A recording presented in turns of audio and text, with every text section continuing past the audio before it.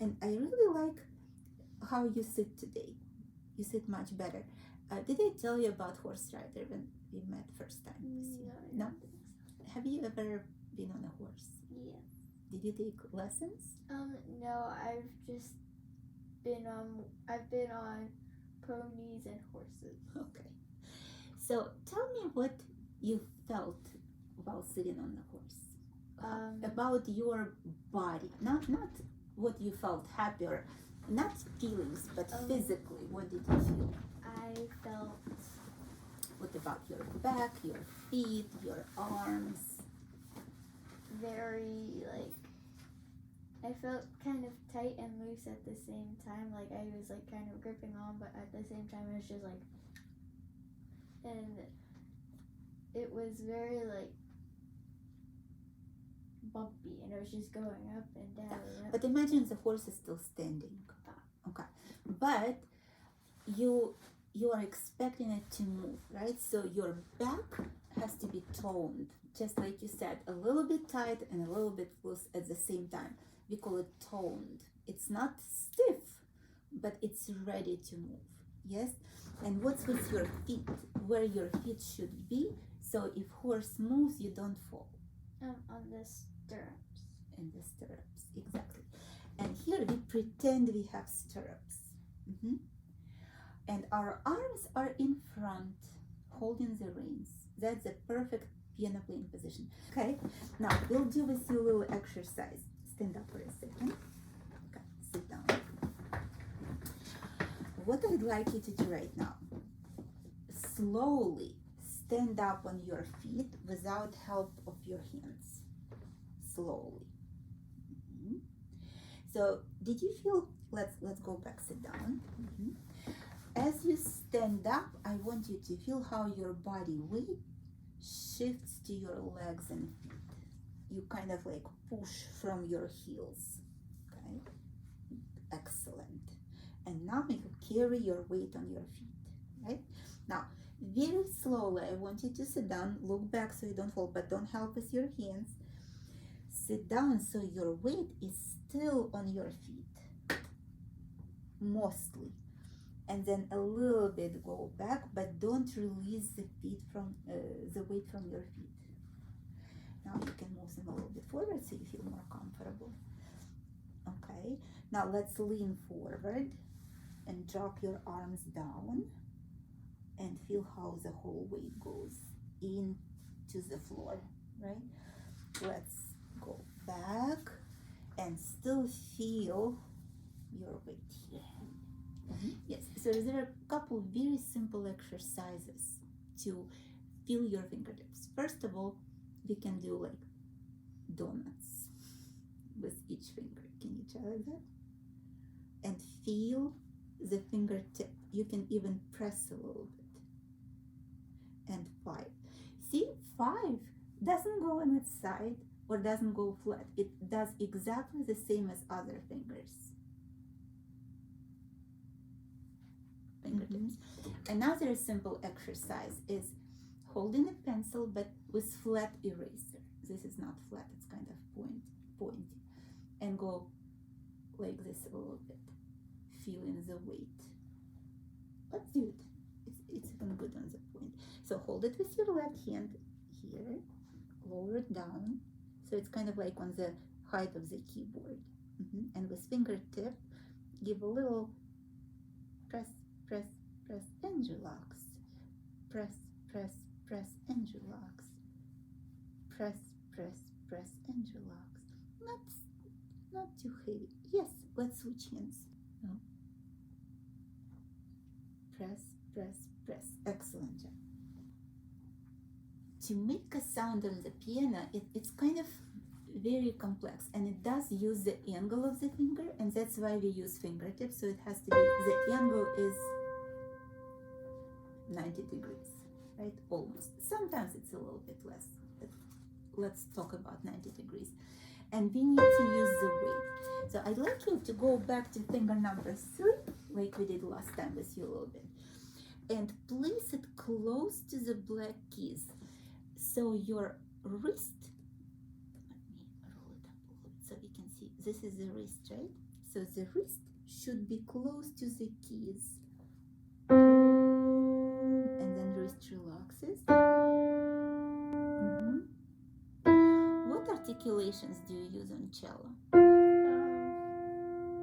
Mainly like when I'm shifting, my arm has to go down and up, and I have to make sure my fingers, because sometimes if I use the wrong spot on my fingers, it goes over to another string and it makes the wrong sound. Do you know what the word articulation means? Like parts, kind of like how like. Articulation means the way we play and touch the instrument. For example, have you heard the word legato? Yes, it's like a type of slur that connects them all together. That's one of the articulations. Okay, so we'll learn some more. What about pizzicato? Yes, This is articulation. Okay, we have a similar one. We don't actually. Sometimes we also use pizzicato, even though it seems a little weird because we don't have strings, but we pretend to pluck the string. But it's gonna be later. We also have staccato, which is, and we also have non-legato. But even though it sounds not connected, it seems like, oh, it's super easy. In fact, it's the most complex one because it consists of 3 different stages of doing it. Let me show you. First, we need to prepare our hand in neutral position, which means it's shaped kind of like that, like a bow, but on the keys. Imagine you hold a bow, put your hand like that, take a bow out, that's a neutral position. Now, to play a note, first we need to take a breath and go up with the wrist, and then go down into the key, listen to the whole sound, and release the same way, breathing in.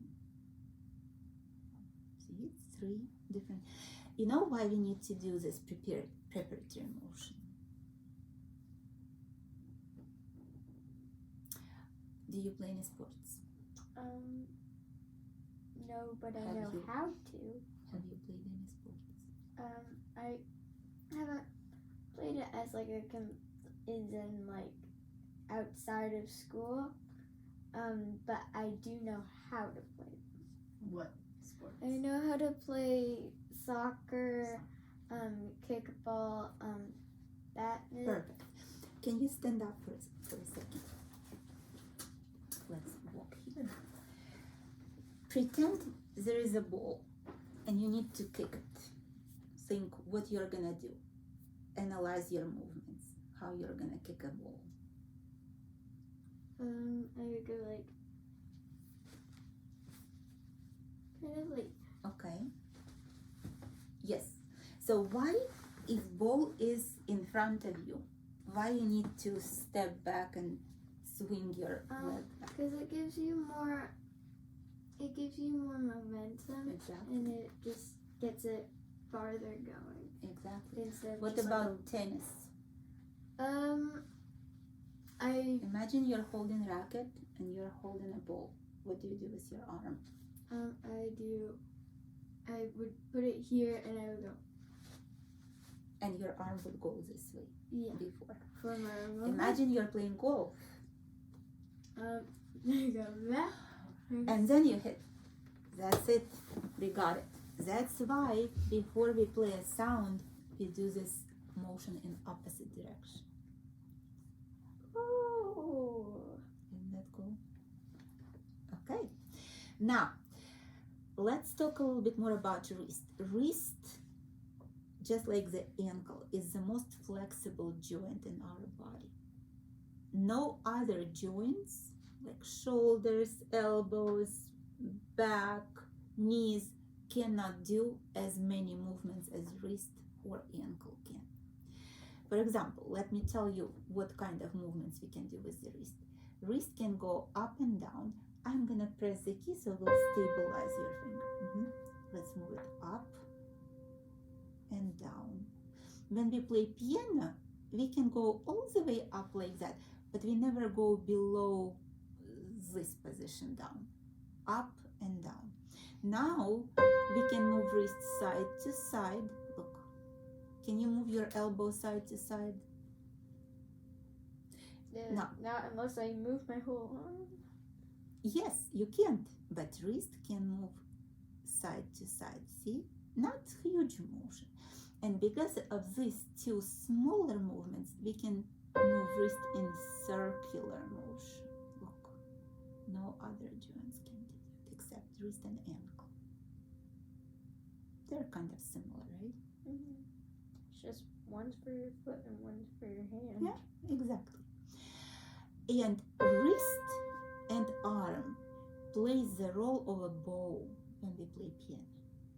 Did you know that? So when we play, for example, if I play a scale, but not one octave, my arm goes like a bow and goes back. Bow. When we play piano though, our side motion mostly goes outside, outward, and then comes back. It rarely goes this way, only if you have something like that. This kind of, it's very hard to do by Chopin, but sometimes it's rare and it's very advanced. But for now, we are mostly gonna use the lateral outward motion, and we call it monkey swing. I'll tell you, it's just easier when we have a vivid image in our head. It's much easier to know what to do. Here's our monkey, and we're gonna give it a gentle swing. Swing and up. Swing and up. Swing. This motion is a little bit more complex than just up and down. For up and down, we use a butterfly. Let's put your hand here. And we are gonna go up, flying, and down. And between the notes, our wrist is gonna do this vertical motion. But when we start connecting notes, we'll use monkey swing. I just want to introduce you to them because I often just, instead of saying move your wrist to the right, I'll just say monkey swing and you'll know what to do, right? Now let's go back to our non-legato. So when we play with finger number 3, we naturally create this non-legato technique. We just need articulation. We just need to remember to breathe in and relax after. So let's try C major scale or G major scale or 5 notes of C and G or G, anything. Only finger number 3. And you didn't prepare, right? So neutral position first. It will take a little time until it becomes automatic. Our goal is so those technical skills become our second nature or our habit to do. So you don't have to think, oh, I need to move my wrist. You just do it natural. Okay, wait. You did really good, but you went off a little bit too soon. I want you to just land and stay down and pretend the keyboard doesn't hit the bottom, the key, but your finger continues going down, like if it's made out of jello and you just goes through. Okay. All right. Now it's only simple vertical motion and go into jelly. And then you relax. And at this point, our relaxation and preparation blend together or fuse together. Yes, good. And make sure you listen to the sound. You always listen to the sound when you play cello, right? And somehow a lot of people, they think because we don't have this pitch problem, we don't need to listen to it, but we really do. Beautiful. Let's go back.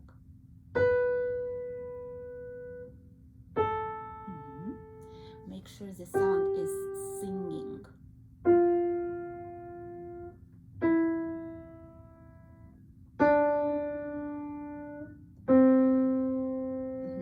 That's very good. Do you know the name Horowitz? Vladimir Horowitz. You've heard him, but I have? you have. He was very famous pianist. So he said the hardest thing for pianist is to turn percussive instrument piano into stringed instrument. And the most important thing, how we can avoid percussiveness. When we lift the finger off the key and play, we create this sound. And that's the worst thing that can happen for the pianist. To avoid that, we need to keep finger on the key, touching it. Now, when you played, you did very good, but this joint was kind of going in and out. We really need to train it never to go in. Okay? How you can do it? There are several different little exercises. For example, you can just check with your other finger. If it goes like that, remember you told me about angle. If it goes like that, the angle changes and the sound, it will immediately affect the sound. The angle has to be this way. Okay? Let's try. Let's play and see and watch your joint. Take a breath. Let me check. Wait. Stay down. Can you push it out? Yes. That's what you need to feel. Next. Don't let me push it in. Resist me. Good. Relax other fingers. Another very important thing to remember is that only one finger's, oh, it's in. It's in. Push it out. Good. That only the finger that plays at the moment is tensing up. The other fingers have to be completely relaxed. And you see what I'm doing? I'm just trying to let your fingers relax. I have some little kids who like to do this, and I teach them magic trick. I tell them, you just blow and your hand closes out. Okay? Now, very good exercise for your joint. If you have a little piece of paper, sticky note. Now, what's going on with your joint when you play cello? What should be going on? It should be like how it is, like this, but sometimes it goes like this. Usually it should be like this. Oh, it should be like that. Yeah, it should be, but most of the time it's like it just like. So this is like, wrong, right? If it goes like that. Yeah. The same as piano. So there is a great exercise called tug of war. You know what tug of war is? Yeah. Yes? So we are going to be with you two teams. Yeah. Okay. Move it closer to the edge and make sure your joint is out, not in. And now we are going to pull it from each other. You're strong. My goodness, you're going to win. This is a really good exercise to strengthen your joint. I hope it will help with cello too. Let's do number 3 now. Yes.